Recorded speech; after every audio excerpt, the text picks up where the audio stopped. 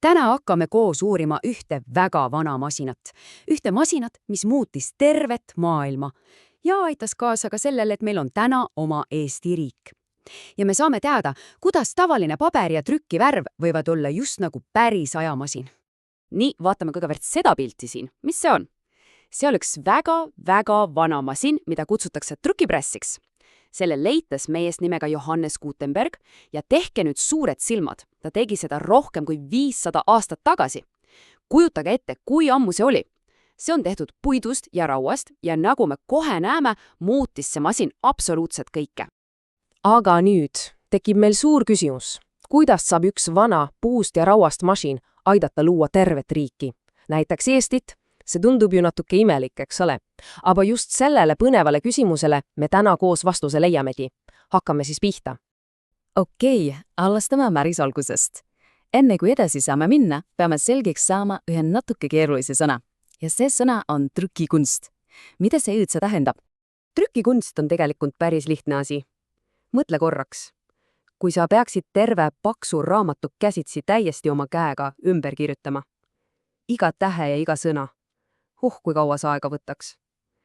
Trükikunst tähendabki seda, et mašiin teeb selle raske töö sinu eest ära.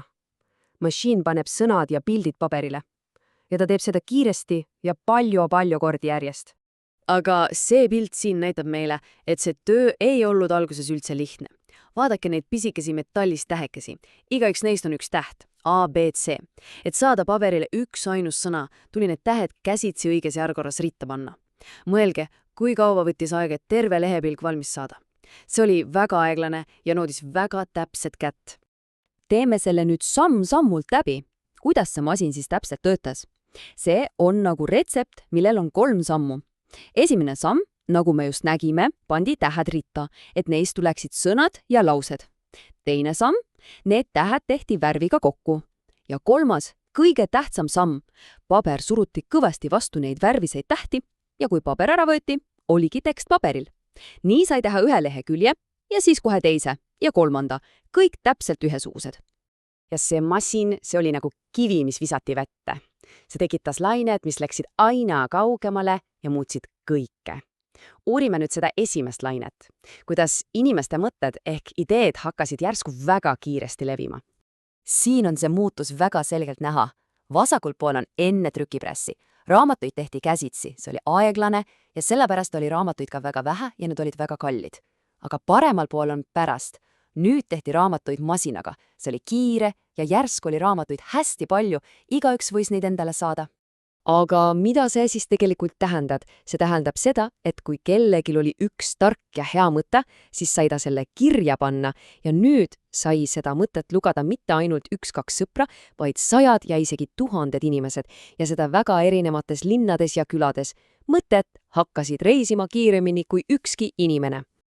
Lähme nüüd edasi järgmise laine juurde ja vaatame, kuidas see ideede kiire levik muutis midagi, mis oli tol ajal inimeste jaoks ülioluline. See muutis nende usku.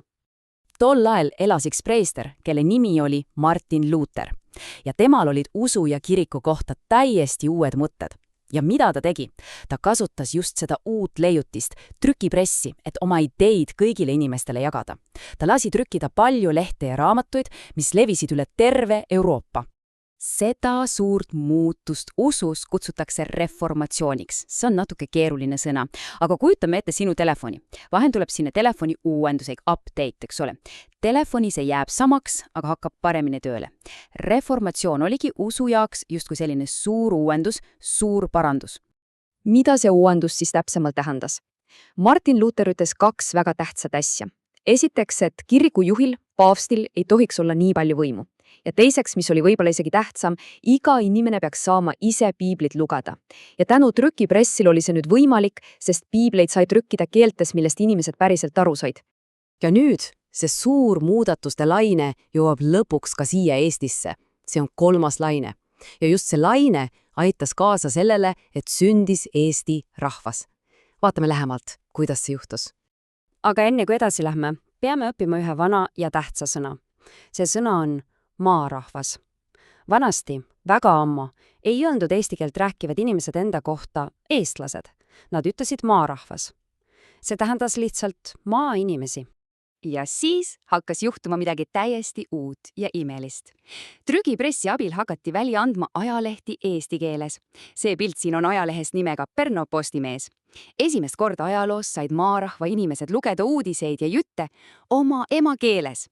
Ja kuna nad lugesid samu lugusid, hakkasid nad ka mõtlema ühistes asjadest. Seda aega kutsutakse rahvuslikuks ärgamisajaks.